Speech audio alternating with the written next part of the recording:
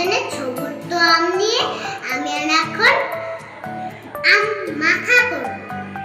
তাহলে ভিডিওটা দেখতে থাকো আমরা কিভাবে মাখা করছি।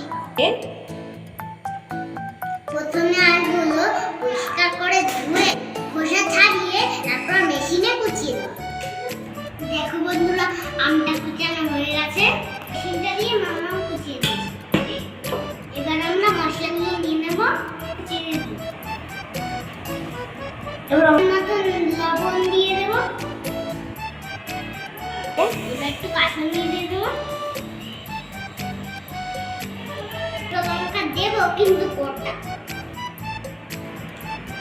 বলতো আমি আর দাদাভাই ঝাল খেতে পারি না, মাম্মাম যখন খাবে লঙ্কা গুলো চিনি আর কাঁচামরিচ দিয়ে এখন মাখিয়ে দেবো, ভালো করে মাখিয়ে দেবো।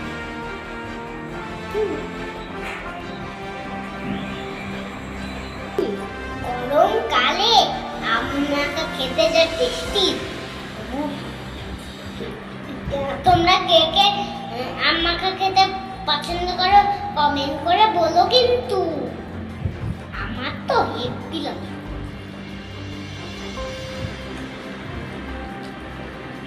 আমার তো কোনো ব্যাপারই না, কারণ আমার সব কিছুই হেভি লাগে।